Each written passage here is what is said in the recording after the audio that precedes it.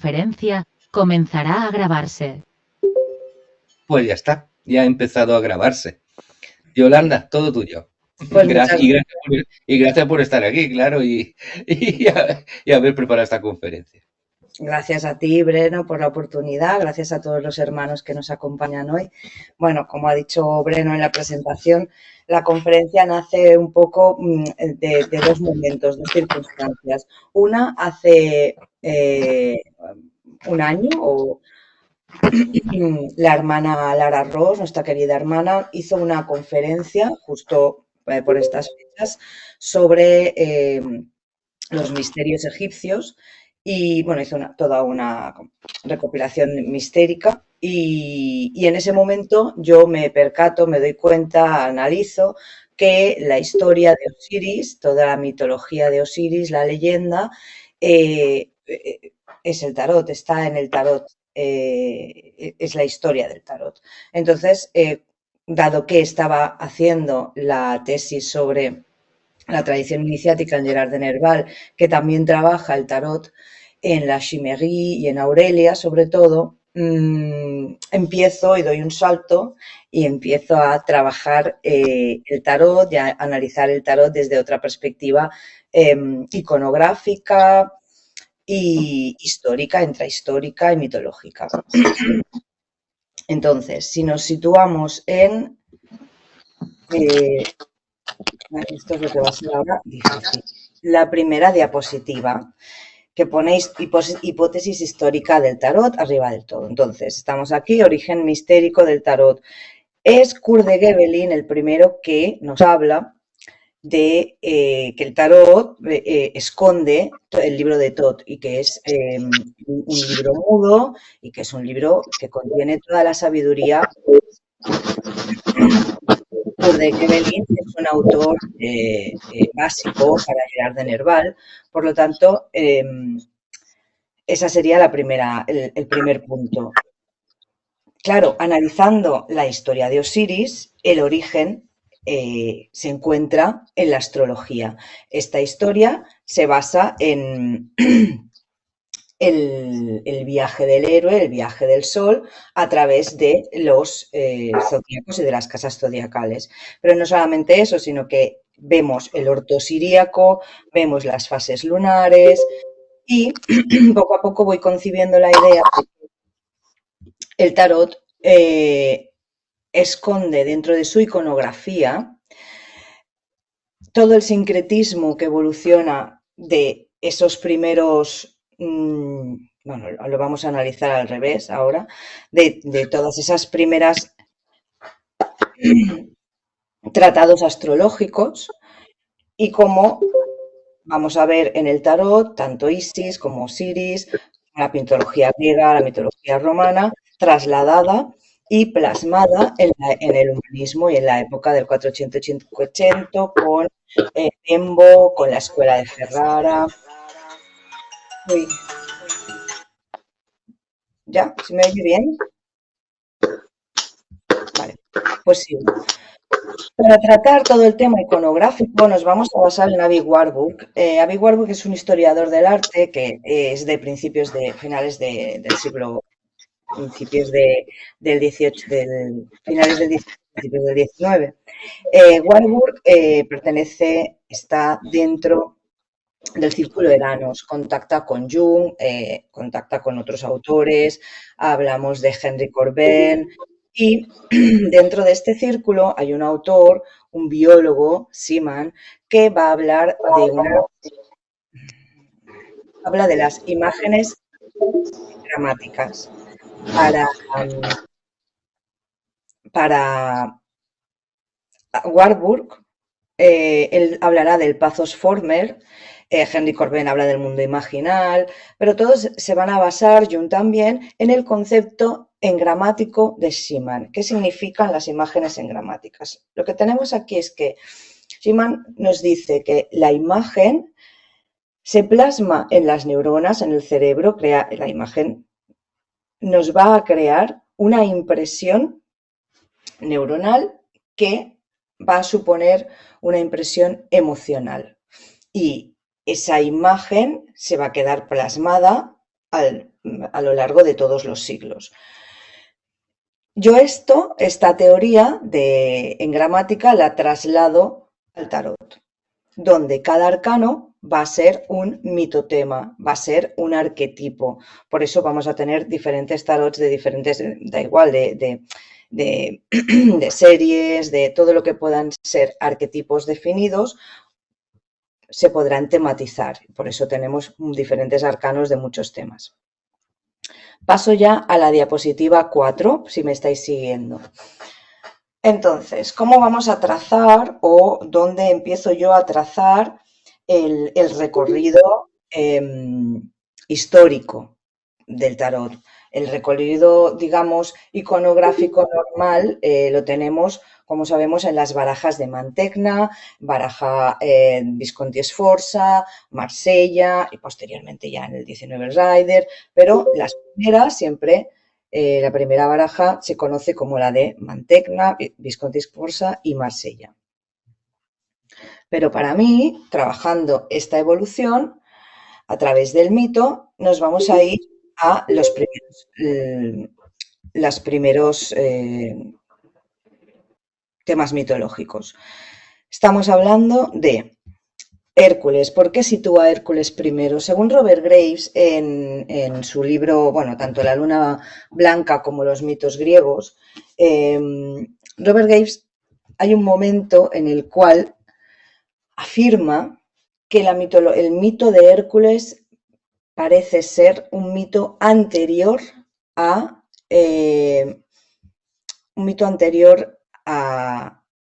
Gilgamesh. Incluso establece unos paralelismos entre algunos episodios de Hércules y de Gilgamesh. Por lo tanto, él lo sitúa como una mitología que nos viene más antigua. Tendríamos Gilgamesh, el mito de Osiris, Areto de Solos, Treuclo de Babilonia también va a marcar un antes y un después dentro de todo el tema astrológico. Para mí, Alfonso X el Sabio es muy importante con el Tratado de Astromagia, que lo conserva, que está conservado en Roma, en la iglesia, ahora no me va a salir, en el Vaticano. Y hay dos obras clave.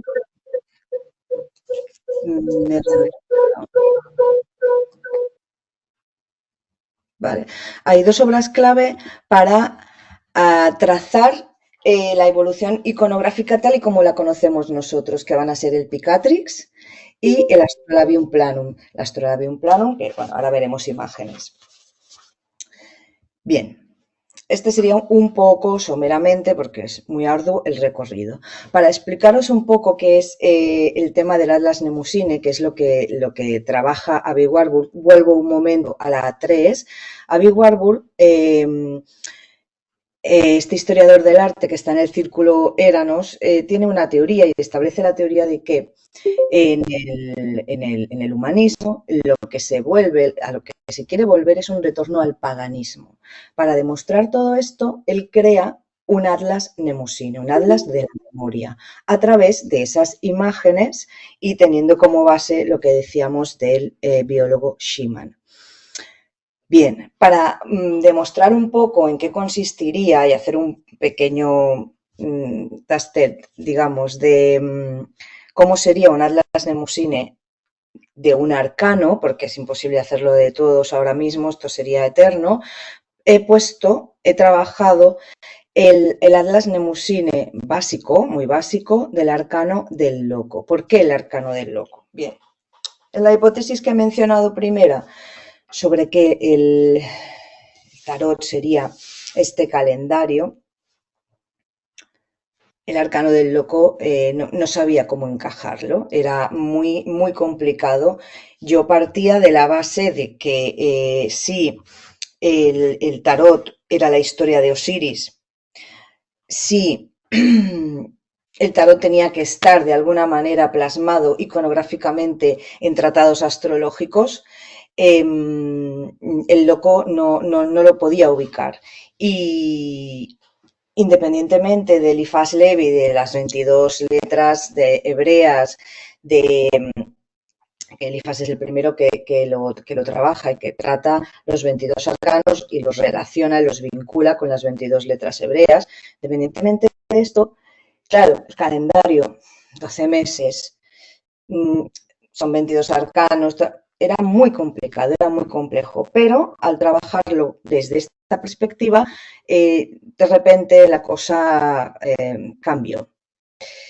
Por eso el loco es la pieza clave para explicar el tema del calendario. Nos vamos a la diapositiva número 5 y yo la había puesto al revés, había puesto primero la 6, luego la 5, empezar desde el inicio, pero he pensado que es mejor hacer el recorrido a la inversa, ya no me daba tiempo de cambiarlo.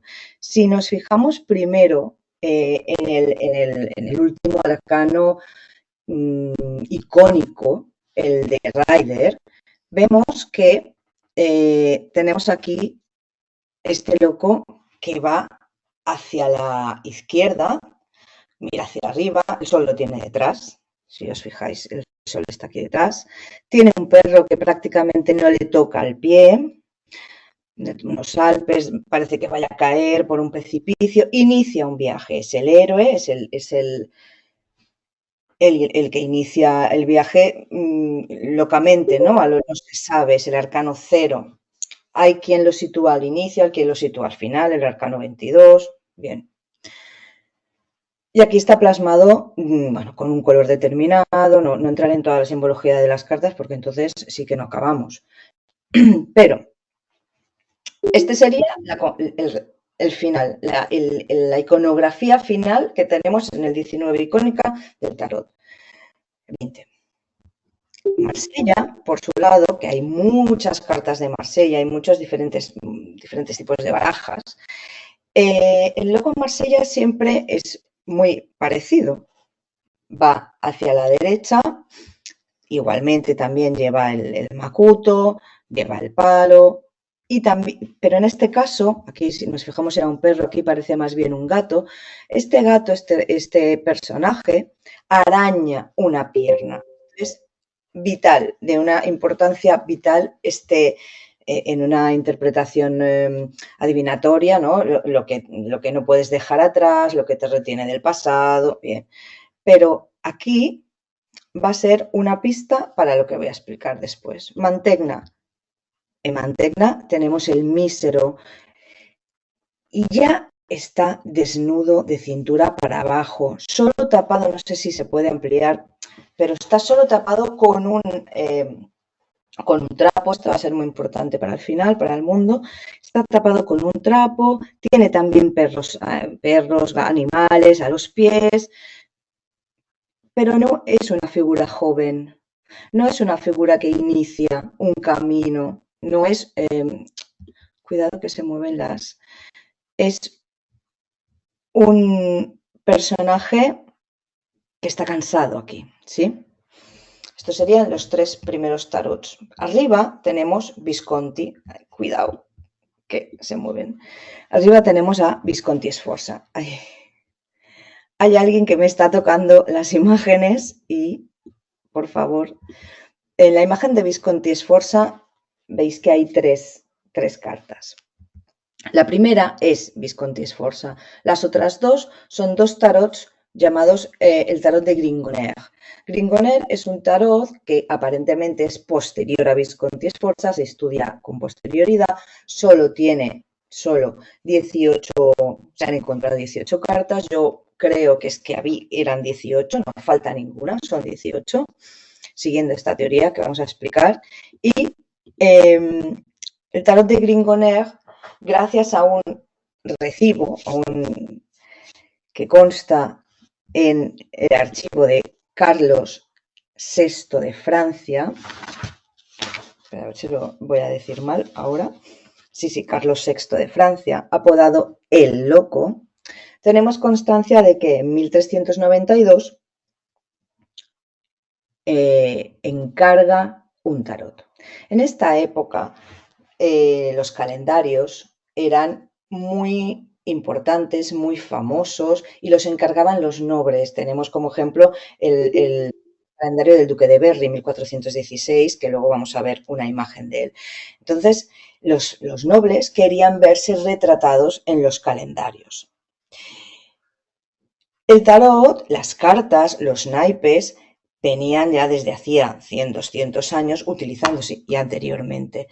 No se sabe el origen, si pudiera venir de China, etcétera, este juego de naipes. Y se sabe porque hay edictos en los cuales prohíben jugar a este juego de los naipes. Lo vemos también en el Tratado de Astromagia de Alfonso X. Ya se trabajaba con naipes, no sabemos qué tipo de simbología tenían.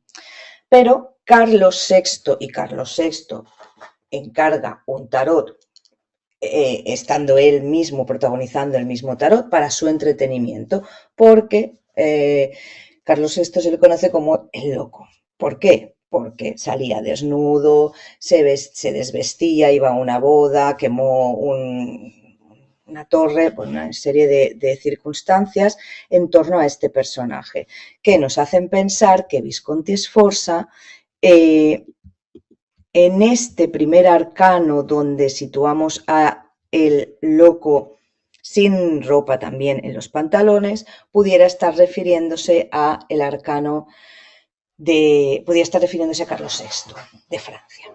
Además que había una controversia entre Francia e Italia, bueno. ¿Dónde está el punto? Si el tarot de Gringoner es anterior, fijémonos en estas dos cartas que hay al lado.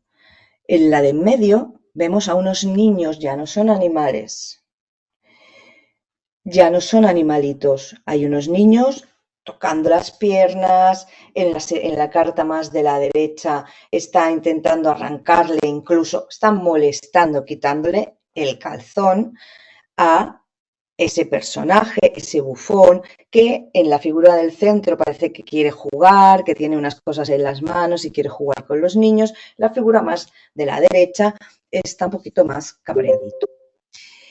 Bien, si nos vamos a la primera imagen de todas que tenéis aquí, esa es la primera imagen del Astrolabium Planum. Esta imagen es el primer decanato de Piscis. ¿Por qué Piscis? Porque los egipcios en marzo era el primer año, empezaba el calendario en marzo. Y el primer decanato, como estáis viendo, hay un personaje que nos recuerda a la figura que después ha sido el loco. Hay otro personaje que nos recuerda a la figura del mago, como es arriba es abajo, y el personaje de Venus. Es el primer decanato de Piscis. Saturno, Mercurio y Venus. Por lo tanto, el loco está representando a Saturno, Urano, ese planeta que representa el día bisiesto, representa el día 29, ese día que está y no está. ¿Por qué? Porque el calendario egipcio se basa en 360 días, no en 365 como nosotros tenemos ahora. Esos otros 5 días eran 5 días dedicados a 5 dioses. Eran los días epagómenos. Eso no me cuadraba el calendario con 12 meses, son 12 meses más 5. Los 5 dioses más Urano, que a veces está, a veces no está. Por lo tanto, los 6 primeros arcanos. Si seguimos con esta evolución iconográfica astrológica, vemos que estamos hablando de Saturno, Urano, Cronos, comiéndose a los niños, esos niños que molestan. Lo tenemos en Eneluma Elis, en ese dios que quiere deshacerse de esos niños que hacen ruido. Y lo tenemos en las representaciones, como vemos en esta representación de aquí, en esta de Gea, que tenemos aquí a Urano con todos los astros, con todas las casas astrológicas. Y si nos vamos a Egipto, este mitotema de Cronos, Rea, Urano, Gea, donde se cercena el falo para que pueda surgir de la tierra el fruto, los niños, lo tenemos en la mitología egipcia con el dios Min, el dios del falo, y la diosa Nut. Bien, en cuanto a los cambios el Sol era en un momento en la prehistoria, se le consideraba una energía femenina, se le consideraba después una energía masculina, la Tierra. Estos cambios, yo os recomiendo la obra de Campbell, Diosas, que explica en todo el inicio perfectamente cómo se produce toda esta evolución y esta creencia de la fertilidad del Sol, y luego la fertilidad de la Tierra, la influencia de la Luna y todos los cambios que conllevan. Pero en nuestro Atlas Nemusine del Loco sería Min, aquí lo tenemos también en esta imagen faraónica, y esto es del 3150, esta imagen, esta tercera imagen de la diapositiva 6, que he ido haciendo a la inversa, y la primera imagen, la segunda imagen que tenéis es la imagen de un zolos redondo que se ha encontrado en un asentamiento de los Göbekli Tepe, que es una civilización considerada anterior a la Sumeria, 11.000 a.C. Estamos hablando de que el mismo tema, el mismo mitotema ha evolucionado y nos va a dar este arcano. He puesto también esta imagen para que, bueno, como curiosidad, en cuanto a la figura geométrica que dibuja esta geometría sagrada, que dibujan los astros Júpiter y ahí Saturno y Urano, que hacen esta flor. Bien, este sería un ejemplo de Atlas Nemusine. Y este sería el primer arcano. Ahora, si seguimos con la historia, aquí tendríamos, diapositiva número 7, los epagómenos. Los primeros epagómenos, como dice Kurt de Gebelin,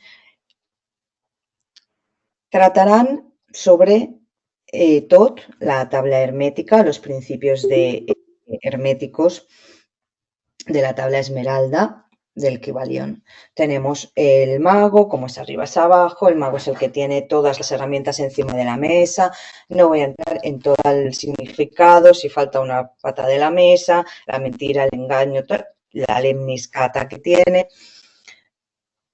es Hermes, representa a Hermes y tiene el Azanor. Después veremos cómo se traslada esto a la lógica. Intento ir rápido. La papisa, la sabiduría, es Isis con velo, es detrás las columnas, es la que tiene la Torá, es la que tiene el libro de la ley. En el tarot de Jodorowsky que reconstruye, que es el que he puesto aquí, porque veis que he puesto diferentes versiones de Marsella, Jodorowsky cuando reconstruye la papisa, la reconstruye con un huevo detrás, la sabiduría. Y es Isis, creo que lo he dicho, pero remarco que es Isis con velo. La emperatriz es Neftis. Es otra variante dentro de toda la sincronía, sincretismo, siempre me confundo, sincronía con sincretismo. Dentro de todo el sincretismo de las diosas representa Neftis, es la embarazada, ahora veremos por qué, es también Isis con el niño, se podía interpretar, pero es la joven. El emperador, lo material, también tiene Harpócrates, Horus debajo, el báculo es Júpiter, Osiris y el Papa, que va a ser Set. El Papa representa, tiene las dos columnas, es el hierofante, es la iniciación, es el que inicia el camino y es la confluencia con estos dos monaguillos de Oriente y Occidente. Epagómenos. Pasamos ya al calendario, a la historia de Osiris. Entonces tenemos la primera escena dentro de la historia de Osiris de Plutarco, cuando Osiris le es infiel a Isis con Neftis. Tenemos aquí la carta del amor de los enamorados, que es la decisión, que son esos enamorados Sagitario, con ese mito tema de la noche me confundes, ese enamorado que no sabe muy bien qué está pasando, porque entra el factor del enamoramiento, como pasa con Morgana, con las máscaras, el engaño fortuito. Osiris le es infiel a Isis con Neftis y la va a dejar embarazada.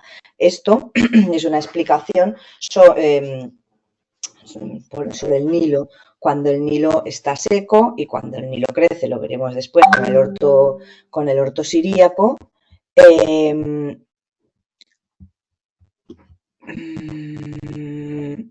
Con el orto siríaco hay un momento en el que aún no ha salido el orto siríaco, pero sí que empieza a florecer. Hay una serie de plantas, que son las que vamos a ver por aquí debajo en el tarot, que son el símbolo de Neftis, porque empieza un poco a florecer el Nilo y se considera ese florecimiento como una infidelidad de Osiris a Isis, dentro de la leyenda egipcia.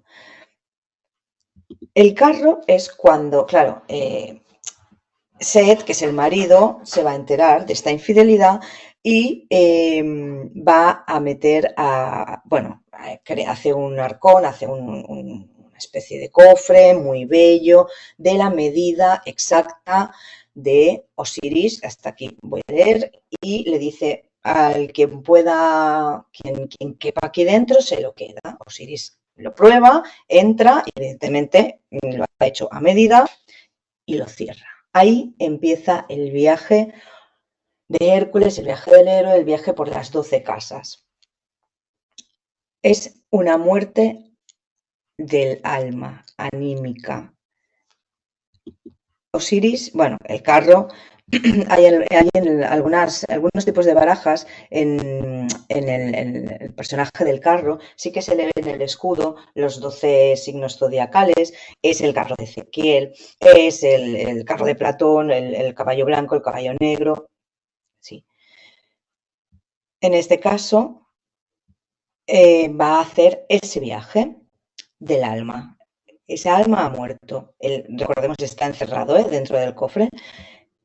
Cuando muere el alma, ¿qué sucede? Maat, la diosa Maat, la justicia.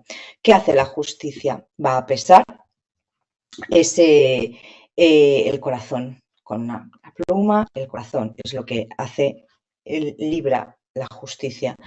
Y el alma pasa al ermitaño, la búsqueda de la luz. En esa búsqueda de la luz se va a producir esa limpieza kármica, que es la rueda de la fortuna. Vemos a 3 personajes, en algunos arcanos habrá 4. Aquí, bueno, en algunos tarot sí que se ve que uno es Tifón, se ve a Horus, Set. Aquí vemos que son personajes diferentes, pero hay un mono. También se puede interpretar como el tema o el mito de los 3 monos, el de oír, ver, etc. Esta sería una primera parte del tarot. Siguiendo la historia de Osiris, continuamos hacia la fuerza. ¿Por qué la fuerza? Nos vamos al león. El tema, bueno, Hércules llamando al león, Sansón, la fuerza, el león verde. ¿Por qué hay una mujer dominando al león?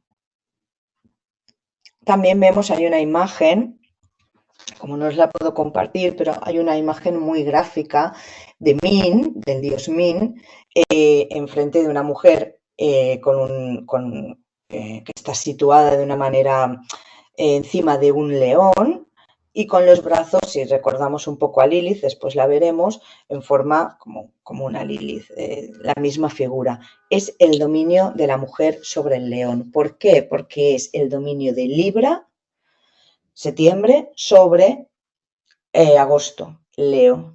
Es cuando astrológicamente hay ese paso. La fuerza tiene la lemniscata también arriba, tiene el símbolo de Ceres, es un personaje femenino que ocupa también toda la lámina. He puesto al lado el Gringoner porque nos sitúa la columna rota, que tiene una simbología que el otro día el hermano Domenech nos recordaba, muy interesante, y que está en sus libros. La columna rota es una temática muy interesante. La columna que está también en Roma, donde supuestamente se ata a Jesucristo, Sansón. Las dos simbologías diferentes entre Gringoner y Marsella, por eso lo he querido señalar. Y pasamos al ahorcado. ¿Por qué el ahorcado? ¿Por qué se representa así? Bien, al lado os he puesto también la figura de Odín. Odín se colgaba, hay un autor, Jean Marclé, no sé si lo pronuncio bien, Marcler o Mercale, habla, te explica toda la simbología de Odín y cómo se colgaba para meditar y para ascender. El colgado es, en la leyenda de Osiris, ese momento en el que Osiris está dentro del cofre, recordemos, y ese cofre se va a esconder dentro de un tronco que va a estar en el quicio, ¿no? en el marco de una casa, y en esa casa Isis va a entrar a servir para vigilar el ataúd. Lo ha descubierto, que está ahí por las noches, se va a convertir en un pájaro para acercarse al árbol y cuidar a un niño pequeño. Hay quien señala que ese niño también pueda ser Harpócrates.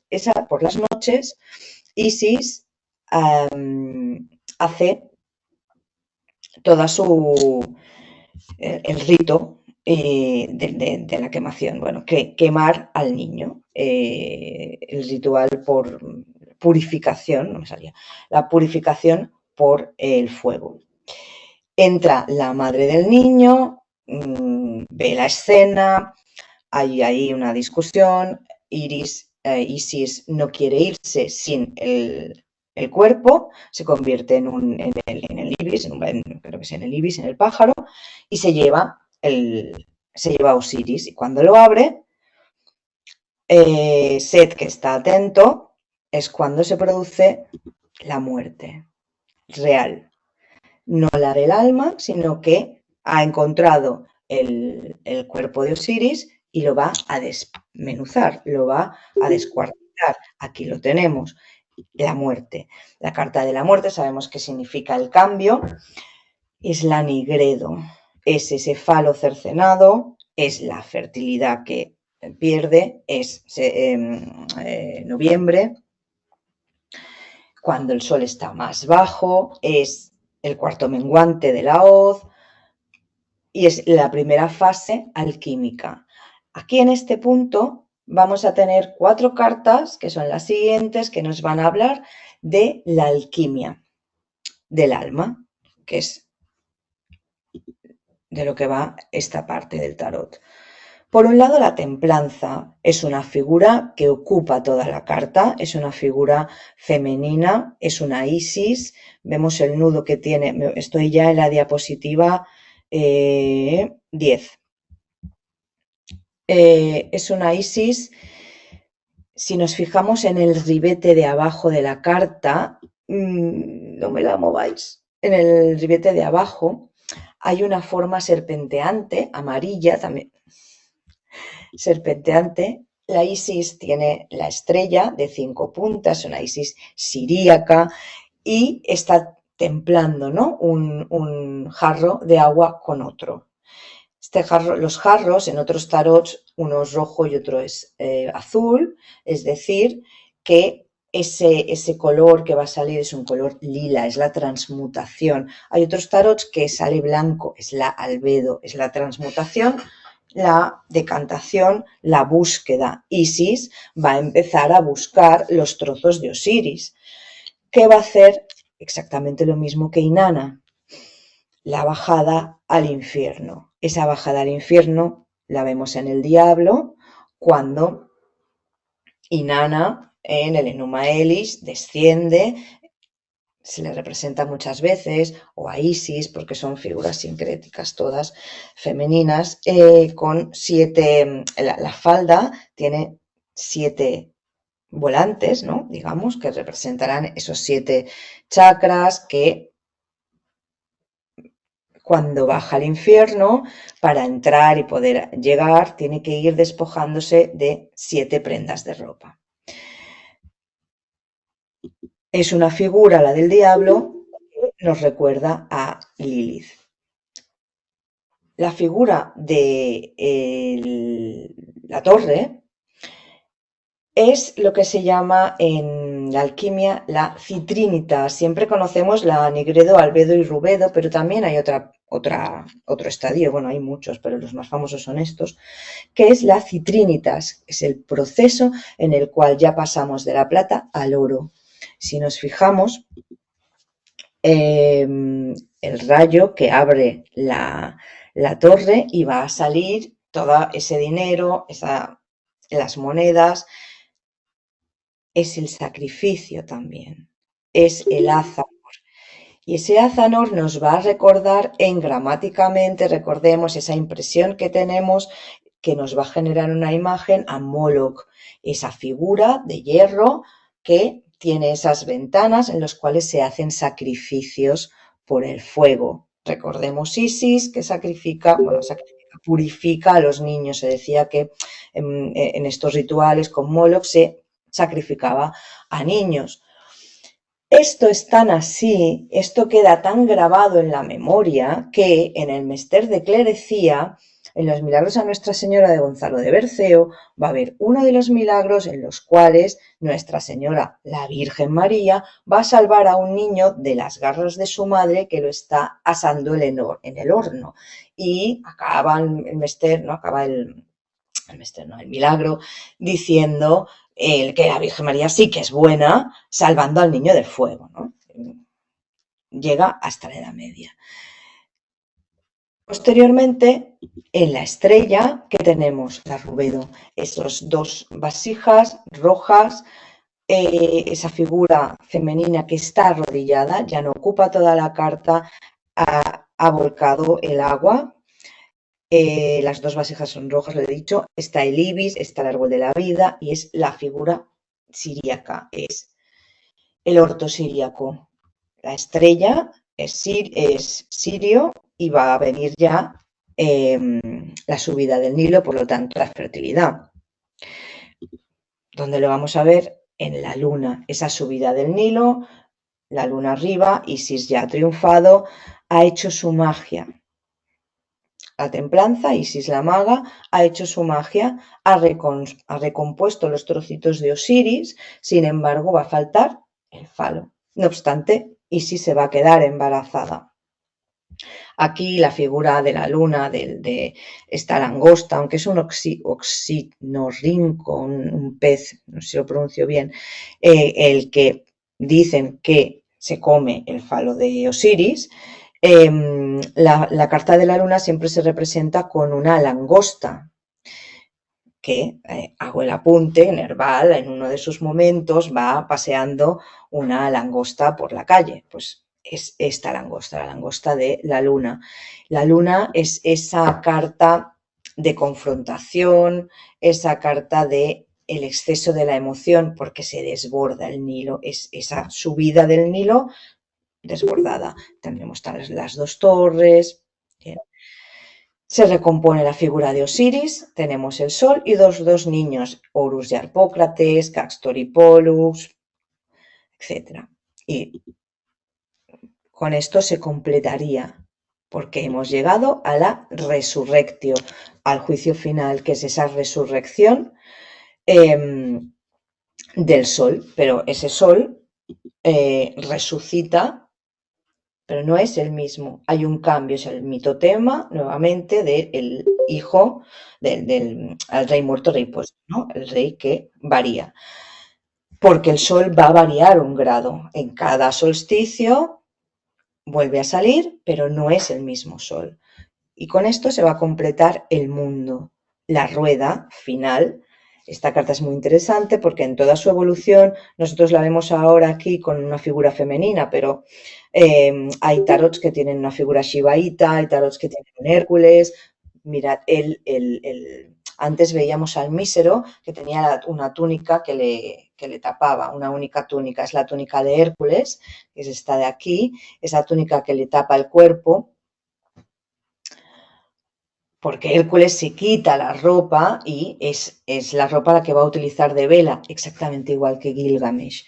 Entonces aquí la figura del mundo tiene, si veis, la varita y está rodeada por los 4 puntos cardinales, los 4 arcángeles, ¿no? Mateo, Marcos, Lucas y Juan, que son Acuario, Escorpio, Leo y Tauro.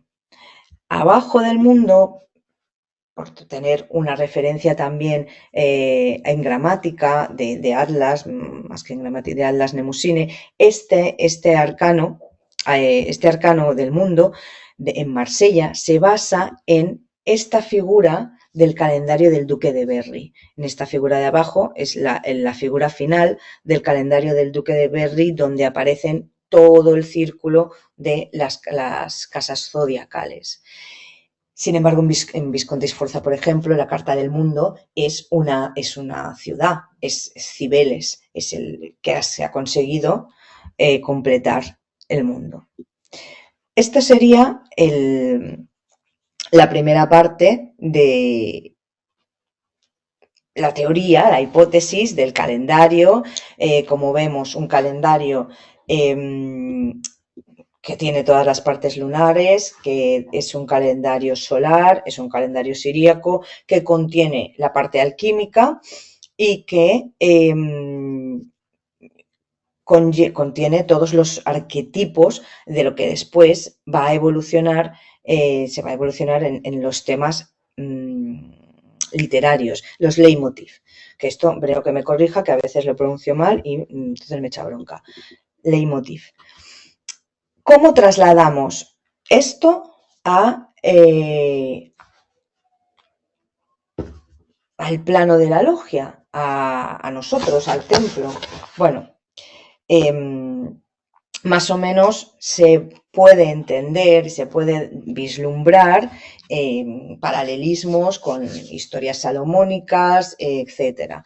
Pero, bueno, basándome en este libro, el tarot de Federico González, aquí tiene un esquema, hay muchos esquemas, no sé si se puede apreciar, ahí hay foto, ahora lo veremos, un esquema sobre la planta de las Séfirots. Y nos pasamos ya a la Cábala.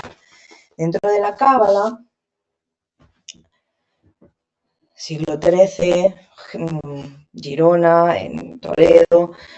Me voy ya a la diapositiva 12, que se ha movido, como puedo observar. A ver, bueno, dentro de la Cábala y de este cuadro en concreto, tenemos que el venerable maestro está representado por el mago.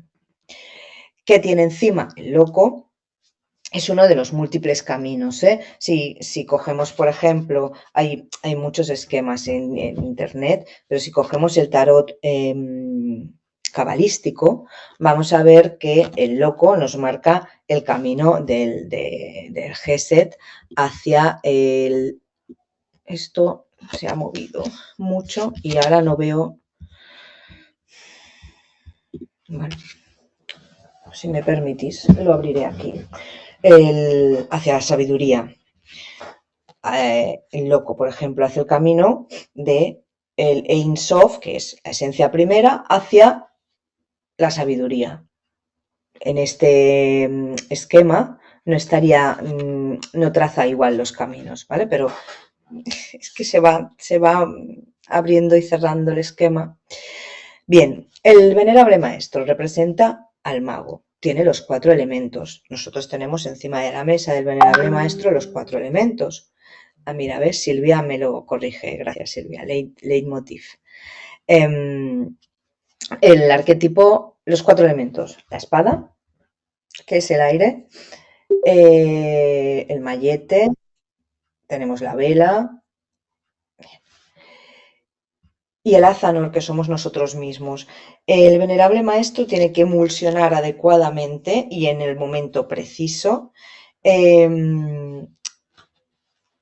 para que la logia funcione correctamente y traspasar esa energía del Ein Sof que le va a venir. El venerable maestro sabe que su futuro es el juicio final, es decir, la renovación. Él tiene un periodo, tiene un año, va a pasar por todas las casas, aunque luego renueve otro año, ¿no? Pero ese sería el ciclo, ese ciclo.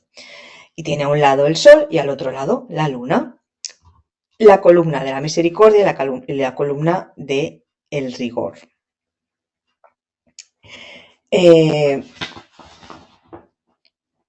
Tenemos entonces que el sol en un lado tiene en este esquema, si nos basamos en este, a la suma sacerdotisa, en este caso es el orador, es el libro de la ley. Si el orador es demasiado rígido, es demasiado riguroso, acabo ya, claro, he visto que llevo 1 hora y yo aquí... Si es demasiado riguroso, el sol va a quemar a su columna, ¿sí? Tiene que saber el orador también utilizar la sabiduría correctamente. En el lado de la luna, si hay un exceso de emotividad, la creatividad que puede tener la